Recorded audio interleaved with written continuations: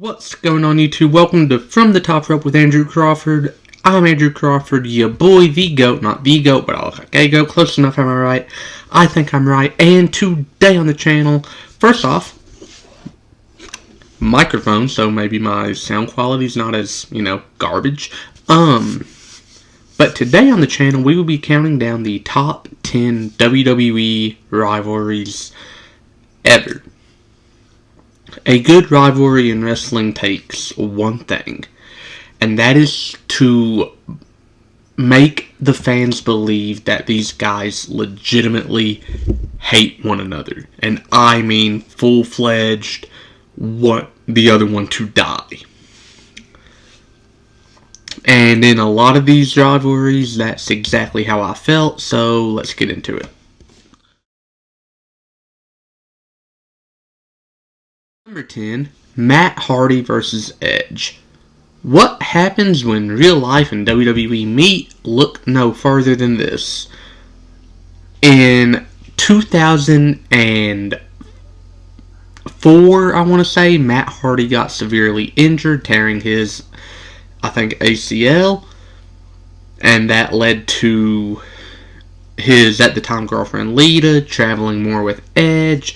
Edge and Lita got closer, started doing the hanky-panky. Made Matt Hardy mad in real life. Vince McMahon said, storyline. And they made it a storyline, and it was a huge blend of fiction and reality that had some of the most intense, brutal brawls of the Ruthless Aggression era. Some of the bloodier matches. That leg drop off the cage was absurd. And honestly, kudos to Edge and Matt for keeping it strictly professional, even though this was a huge blend of real life, so yeah.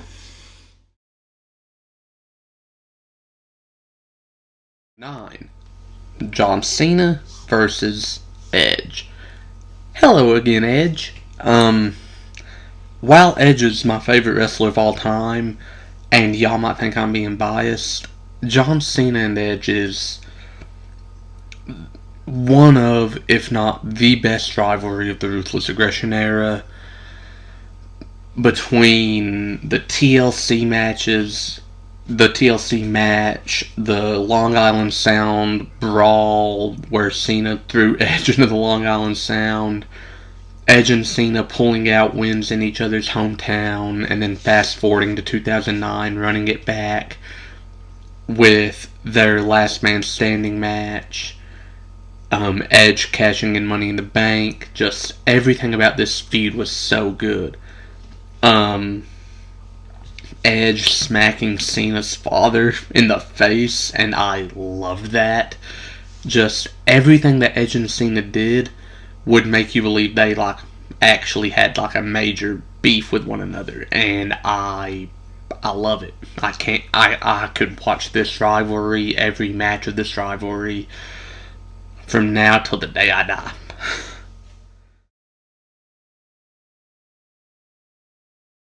8, DIY. NXT's two of the 4 pillars of NXT. Two of the most important wrestlers NXT will ever see, Johnny Gargano and Tommaso Ciampa. A great, phenomenal tag team to watch, turned into a rivalry born by betrayal and hatred. At TakeOver Chicago, after they lost the ladder match, even with Gargano taking the proverbial bullet for Ciampa with the ladder shot, when the copyright logo popped up in the lower corner of your screen, we're like, okay, no heel turn. But then the copyright logo went away, and Ciampa proceeded to unleash one of the most feral beatings I've ever seen dished out in this brand of sports entertainment, that would lead to a saga of matches that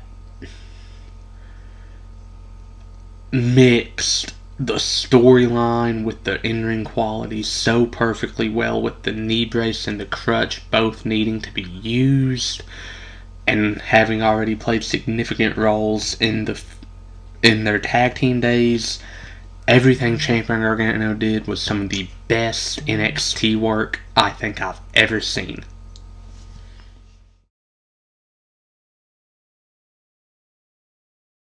Seven, the TLC 6. A lot of these have been individual rivalries and tag rivalries, like Jeff Hardy and Edge had some rivalries, Jeff and Matt had some rivalry, Edge and Christian, Bubba Ray had a feud with TNA with Jeff that was top notch, but I'm talking just the straight tag team, these three teams that in that trilogy of matches where it was just those six in the triangle ladder match and the first two TLC matches, and the absolute pain and agony that they were putting themselves through. And then you have the fact that it was all over just one simple thing, the tag titles. You have the fact that all of their first three matches against like all six being in the match happened at a Big Four pay-per-view, Mania, SummerSlam, Mania. You take into account that one of those WrestleManias is widely regarded as one of, if not the very best Mania. It's pageantry, it is poetry in motion. No, not to make a Hardy Boys pun. Watching them is truly something special that I almost hate that I wasn't sentient enough to have in my memory of watching. And again, just terrific work.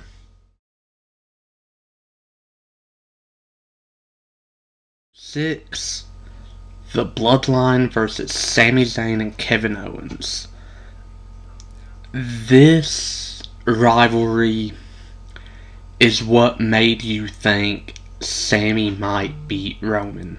This rivalry is also partially the beginning of Roman's dominance, as him and Kevin Owens feuded very early on in Roman's reign.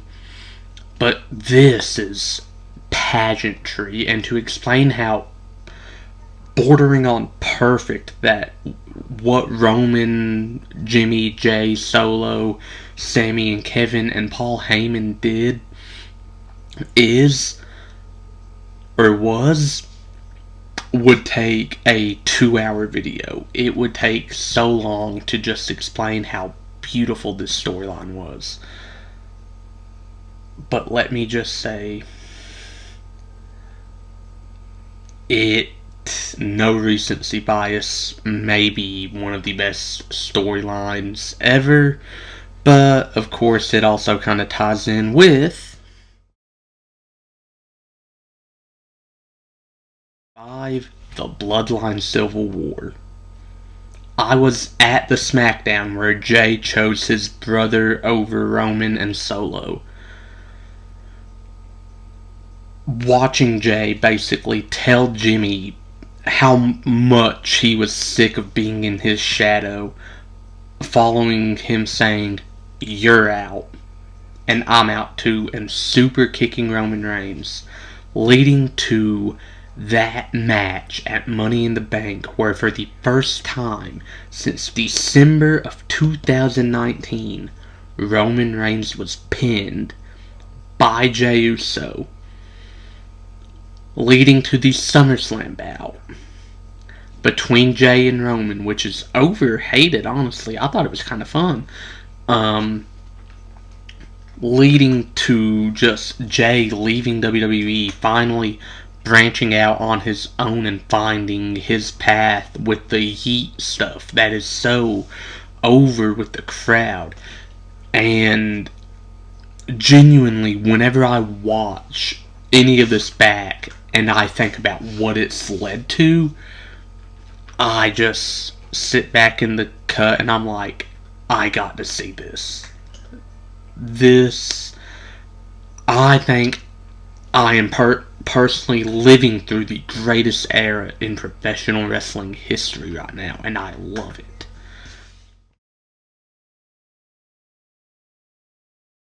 For Chris Jericho versus Shawn Michaels, pick an era of what their rivalry was from Mania 19 to, like, I don't remember, from like 2003, from 2008. Both of these are so perfect.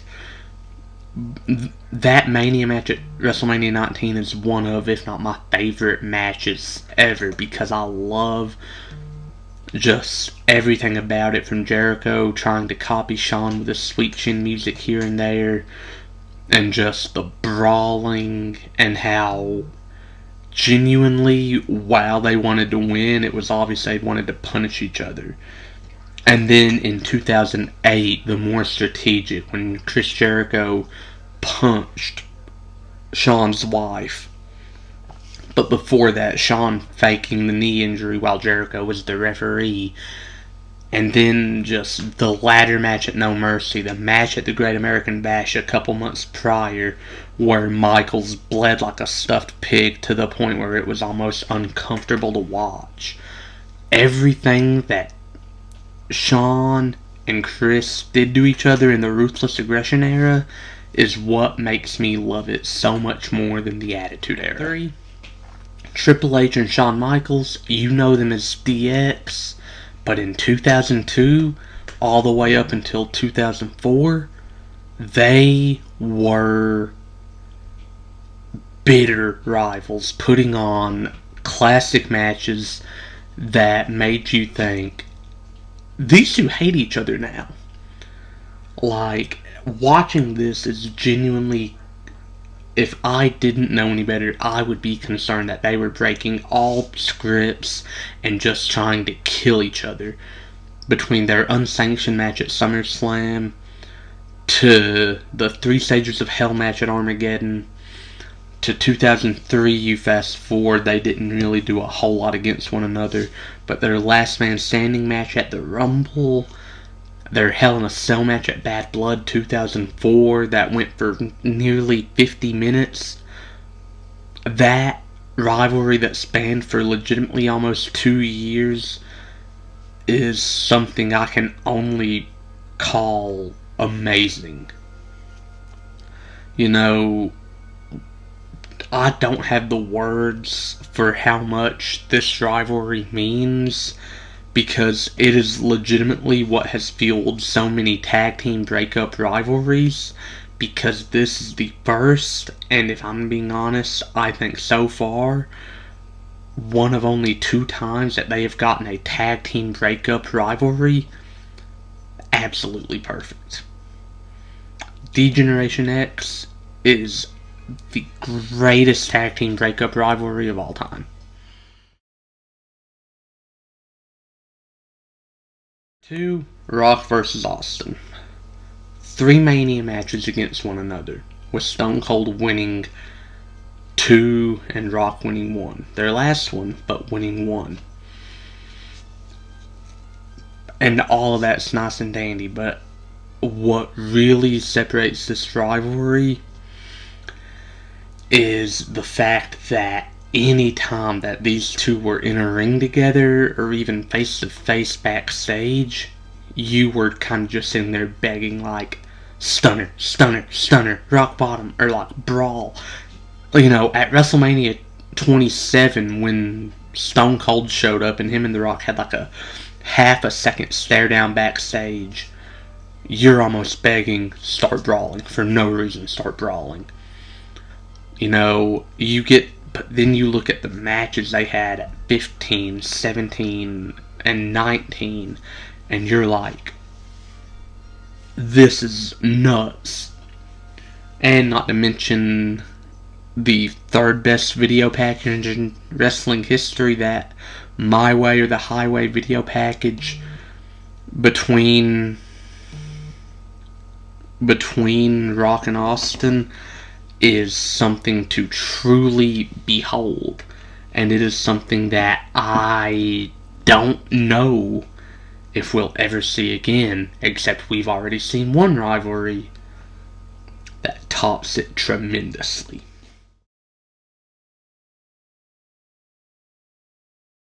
One, Undertaker versus D-Generation X. D-Generation X is an iconic stable, and the rivalry I'm talking about spans 4 years, 4 WrestleManias, 4 of the greatest in-ring performances we've ever seen, and the only reason that the WrestleMania 27 match between Undertaker and Triple H gets left out, while it's the weakest of the quartet, if you will, it happened on the worst WrestleMania of all time. But 25, Taker and Shawn put on something that is still arguably considered the greatest singular match of all time. The next year, the only reason people can say they topped it is because they had more on the line with Shawn's career. The next year, Triple H returning from an injury caused by Sheamus, destroying Sheamus. And later that night, while Undertaker's in the ring, Motorhead's song The Game hits, which is Triple H's theme song. Triple H storms down to the ring with an intensity that made you think, he's actually mad. He actually wants to fight this man.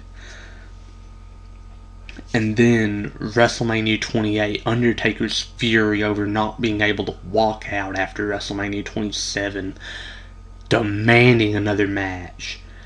And it being, in my opinion, the greatest Hell in a Cell match of all time, with the Heartbreak Kid, Shawn Michaels, reffing.